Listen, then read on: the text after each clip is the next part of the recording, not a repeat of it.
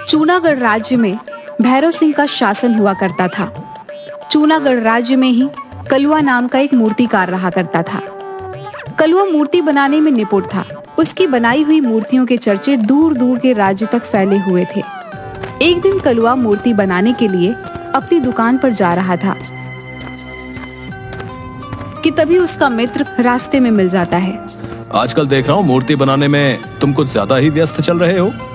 तुम तो जानते हो बिलवा कि मैं सारा दिन मेहनत से मूर्ति बनाता हूँ, मगर मेरी बनाई हुई मूर्ति एक भी नहीं बिकती। तुम्हारे हाथ की बनाई हुई मूर्तियां भी जरूर बिकेंगी कलवा। बस तुमको थोड़ी सी मेहनत करने की जरूरत है। तुम्हें अपनी बनाई हुई मूर्ति के रंगों पर ध्यान देना चाहिए। तुम्हारी कारीगरी तो अच्छी है, बस तुम रंगों पर थोड़ा सा ध्यान दे दो तो तुम्हारी बनाई हुई मूर्ति भी कमाल की बन जाएगी। कलुआ भी मूर्ति ही बनाया करता था। शायद तुम बिल्कुल सही कह रहे हो मेरे दोस्त। अब से मैं और ज्यादा मेहनत करूंगा और तुम्हारे बताए हुए अनुसार मैं रंगों पर अब और ज्यादा ध्यान केंद्रित करूंगा। ये हुई ना बात? और फिर मैं तो तुम्हारी मदद के लिए हमेशा तैयार रहता हूँ। ठीक है बिलवा, अब मैं चलता हूँ। इतना कहकर कलुआ अपनी दुकान पर चला गया।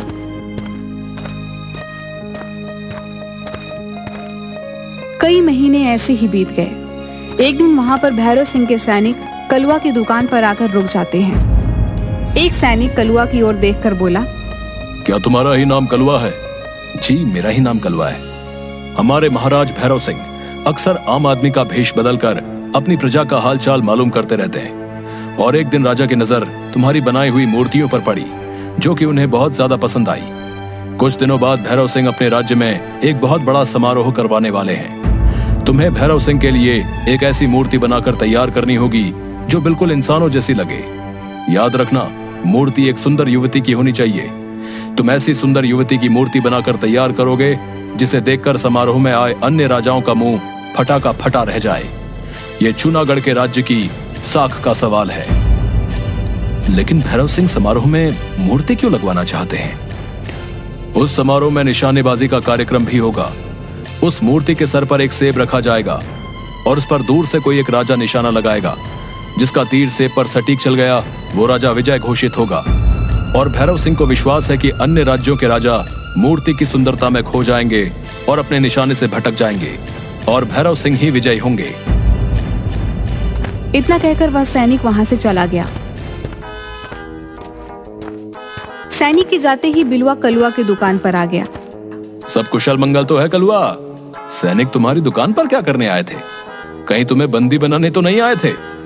अरे नहीं नहीं बिलवा, मेरी मेहनत सफल हो गई। सैनिकों ने मुझे बताया कि भैरव सिंह अक्सर अपना भेष बदलकर प्रजा का हालचाल लेते रहते हैं, और एक दिन भैरव सिंह की नजर मेरी बनाई मूर्ति पर पड़ी जो उन्हें बहुत पसंद आई। भैरव सिंह महल में एक समारोह करवाने वाले हैं और उन्होंने उस महल के लिए एक सुंदर युवती की मूर्ति बनाने का आदेश मुझे ही दिया है। बिलवा, लगता है अब मेरे दिन बदलने वाले हैं। यह तो तुमने बिल्कुल सही कहा कलवा। मगर अंदर ही अंदर बिलवा कलुआ की सफलता देखकर जल भून रहा था। कलुआ उस दिन के बाद पूरी मेहनत और लगन से मूर्ति बनाने के कार्य में लग गया। वह रात रात भर जागकर काम करता रहता था। कुछ ही दिनों में कलुआ ने एक बहुत सुंदर दिखने वाली युवती की मूर्ति तैयार करके खड़ी कर दी। वाह कलवा, तुमने तो बिल्कुल असली युवती जैसी मूर्ति बनाकर तैयार कर दी। इसे तो देखकर कोई भी इंसान धोखा खा सकता है। ये मूर्ति तुम्हें तो पसंद आई है बिलवा, लेकिन ये भैरव सिंह को भी पसंद आनी चाहिए। अगर उन्हें ये मूर्ति पसंद आ गई तब मैं अपनी कारीगरी को सफल मानूंगा। बिलवा, सैनिक इस मूर्ति को लेने के लिए आएंगे और वो मुझे भी राजमहल ले जाएंगे। क्या तब तक के लिए तुम इस मूर्ति को अपनी दुकान पर रख सकते हो? आजकल राज्य में चोर बहुत घूम रहे हैं और मुझे सबसे ज्यादा विश्वास तुम पर है। बिलवा ने वह मूर्ति अपने दुकान पर ले जाकर रख दी। मैं वैसे भी इस मूर्ति को ठिकाने लगाने की सोच रहा था और इस मूर्ख ने तो स्वयं ही मूर्ति मुझे सौंप दी। देखता हूं ये कलुआ का बच्चा राजा को मूर्ति कैसे दे पाता है, क्योंकि मैं कल सुबह ही इस मूर्ति को बेचकर इस शहर और इस राज्य से कुछ महीनों के लिए रफू चक्कर हो जाऊंगा। मूर्ति तैयार न पाकर राजा कलुआ को वैसे भी नहीं छोड़ेगा। मेरे दोनों हाथों में तो लड्डू ही लड्डू है। अगली सुबह जब कलुआ बिलवा की दुकान पर गया तो उसे पता लगा कि बिलवा मूर्ति बेचकर इस राज्य से चला गया है। कलवा बुरी तरीके से घबरा गया। अब क्या होगा? राजा के सैनिक जब मूर्ति लेने आएंगे, अगर उन्हें मूर्ति तैयार नहीं मिली तो राजा बुरी तरह से क्रोधित हो जाएंगे और मैं इतनी जल्दी मूर्ति भी तैयार नहीं कर सकता। मैं एक काम करता हूँ, इस राज्य से भाग जाता हूँ, नहीं तो राजा मुझे मार डालेगा। कलवा घबराता हुआ सीधा जंगलों के रास्ते दूसरे राज्य की ओर भागने लगा। तभी उसके कानों में बहुत से सैनिकों के घोड़े के टापों की आवाजें टकराई। कलवा के दौड़ते हुए कदम अचानक रुक गए। ये तो सैनिकों के घोड़े की आवाज है। कहीं ऐसा तो नहीं कि सैनिक मेरे पीछे मेरी दुकान पर सुबह ही आ गए हों और वो मेरे पीछे लग गए हों। हे ईश्वर, अब क्या होगा? कलवा एक घने पेड़ के पीछे छुप गया। कुछ ही देर बाद बहुत से सैनिक वहां से निकलते हुए चले गए। कलवा वहां से जाने ही वाला था कि तभी उसके कानों में किसी स्त्री के कराहने का स्वर टकराया। कलवा ने देखा कि एक युवती घायल अवस्था में पेड़ के नीचे लेटी हुई थी। कलवा दौड़ता हुआ उस घायल युवती के पास पहुंच गया। कौन हो तुम? ये मैं तुम्हें नहीं बता सकती कि मैं कौन हूँ। मैं बस तुम्हें इतना बताना चाहती हूँ कि तुम इसकी रक्षा करना, इसे अपने घर ले जाओ, इसे किसी भी तरह से राजा के हाथ मत लगने देना, नहीं तो अनर्थ हो जाएगा। तुम किसकी रक्षा की बात कर रही हो? यहाँ तो मेरे और तुम्हारे अलावा कोई भी नहीं है। घायल युवती ने एक पेड़ की तरफ इशारा करके कहा। मैं उस मूर्ति की बात कर रही हूँ। कलवा ने जैसे ही देखा कि उसकी आंखों के सामने एक बेहद सुंदर युवती काले वस्त्र पहनी खड़ी हुई थी। वो तो इंसान है, कोई मूर्ति नहीं। नहीं, ये मूर्ति है। तुम जल्दी से इसे अपने घर ले जाओ। लेकिन तुम तो बुरी तरह से घायल हो। मेरी चिंता मत करो, तुम बस इसे ले जाओ और वचन दो कि तुम इस मूर्ति की रक्षा करोगे और इस बारे में किसी को नहीं बताओगे। ठीक है, मैं आपको वचन देता हूँ कि मैं इस मूर्ति की रक्षा करूंगा। कलवा ने इतना कहा ही था कि वह स्त्री बेहोश हो गई। कलवा उस मूर्ति को लेकर घर चला गया। आज रात इस मूर्ति को अपने घर पर ही रख लेता हूँ। सुबह होते ही इस मूर्ति को लेकर इस राज्य को छोड़कर चला जाऊंगा। कलवा ने इतना कहा ही था कि तभी उसके कानों में किसी स्त्री का मधुर स्वर टकराया। तुम्हें भागने की कोई जरूरत नहीं है, भागना कायरता होती है। स्त्री का मधुर स्वर सुनकर कलवा चौंक कर इधर उधर देखने लगा। एक बार को मुझे ऐसा लगा जैसे कि इस मूर्ति ने मुझसे बात की हो। लगता है मैं भी पागल हो गया हूँ। भला मूर्ति क्या बात करती है? कलवा उस मूर्ति को निहारते हुए सो गया। अगली सुबह कलवा उस मूर्ति को देखकर बोला, तुम तो बिल्कुल इंसान जैसी मालूम पड़ती हो। मेरी आयु 24 वर्ष की हो चुकी है, मगर मुझे अभी तक विवाह के लिए कोई भी स्त्री पसंद नहीं आई।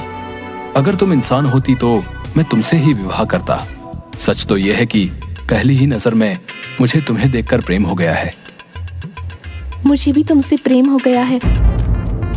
अरे, फिर से उसी स्त्री का स्वर। लेकिन मेरे अलावा तो यहाँ पर और कोई मौजूद नहीं है। तभी कलवा का दरवाजा कोई जोर जोर से पीटने लगा। कलवा ने जैसे ही दरवाजा खोला तो बाहर खड़ा बिलवा तुरंत घर के अंदर घुस आया और उस मूर्ति को हैरत भरी नजरों से देखने लगा। तुम यहाँ पर क्यों आए हो बिलवा? मैंने तुम पर कितना विश्वास करके अपनी मूर्ति तुम्हें सौंपी थी और तुमने चंद पैसों के लालच में आकर उसे बेच दिया। हाँ, क्योंकि मैं तुझसे ज्यादा बेहतर मूर्ति बनाना जानता हूँ। मगर इसके बावजूद भैरव सिंह ने मूर्ति बनाने के लिए तुझे चुना। अब यहाँ क्या करने आए हो?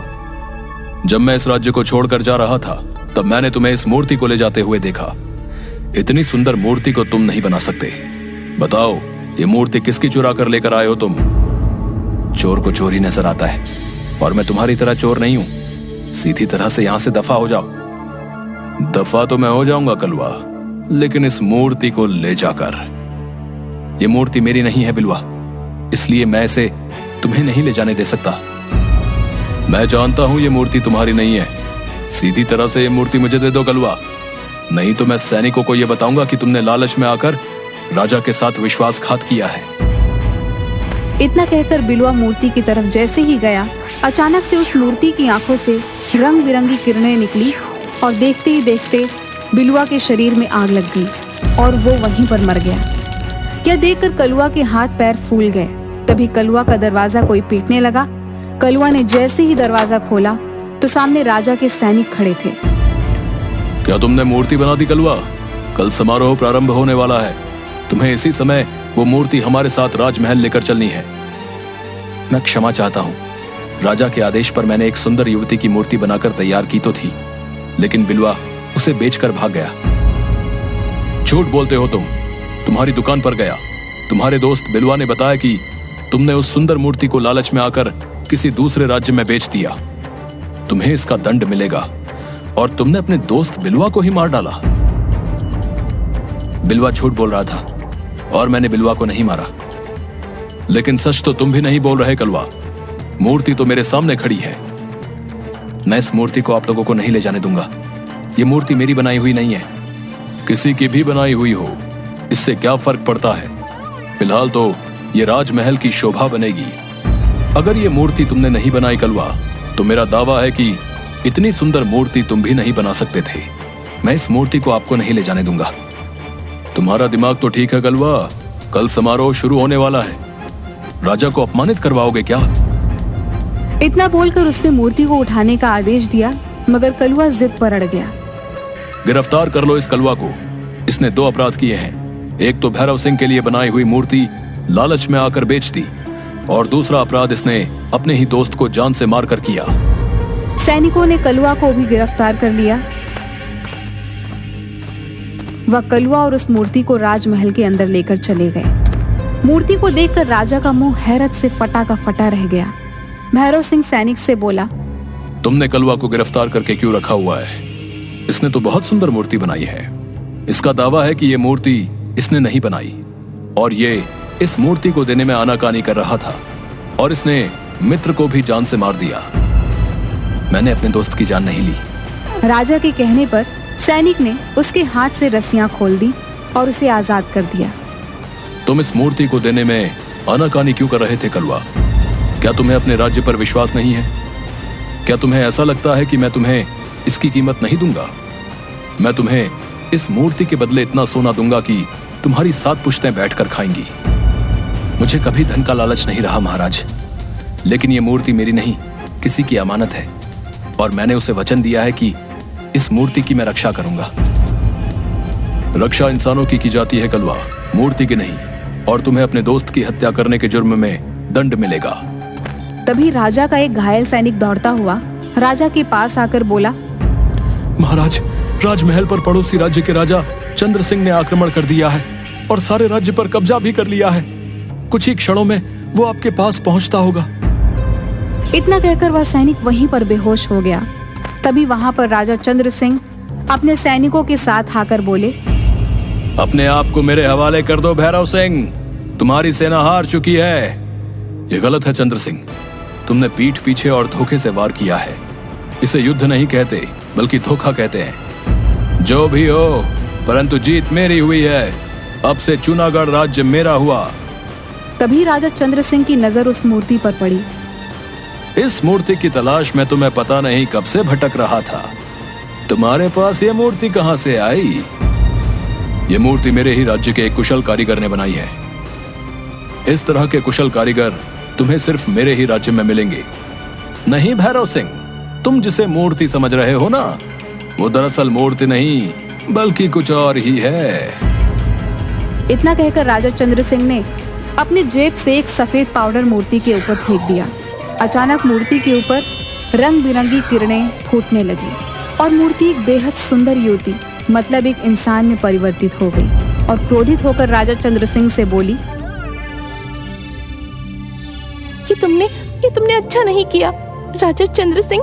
जब तुम मेरे राज्य को जीत नहीं पाए, तब तुमने कपटी साधु की तंत्र क्रिया से मुझे एक मूर्ति में परिवर्तित कर दिया। कौन हो तुम? मैं रायगढ़ रियासत राज्य की राजकुमारी विभा हूँ।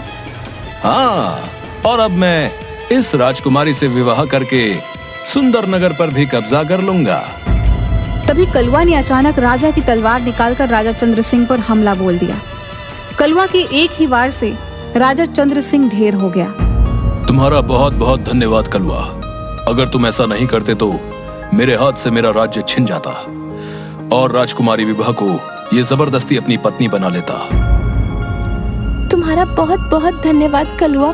इस चंद्र सिंह ने मुझे कपटी साधु द्वारा मूर्ति में परिवर्तित कर दिया था, लेकिन मैं मूर्ति बनने के बाद भी सब कुछ देख और सुन सकती थी। तुम्हें जंगल में जो घायल स्त्री मिली थी वो मेरी दासी थी, जो मुझे राजा चंद्र सिंह से बचाती हुई फिर रही थी। मगर राजा चंद्र सिंह के सैनिकों ने उस पर हमला कर दिया और इत्तेफाक से ही वहाँ तुम मिले। सच तो ये है कलवा कि मुझे भी तुमसे पहले ही नजर में प्रेम हो गया है। जिस तरह से तुमने चंद्र सिंह के ऊपर वार किया है, तुम में एक कुशल राजा बनने के भी लक्षण है। तुम्हारा दोस्त उस समय तुम्हें मारने की नीयत से आया था, इसीलिए मैंने बिलुआ की जान ली। अगले दिन भैरव सिंह ने धूमधाम से कलुआ और राजकुमारी विभा का विवाह संपन्न कर दिया।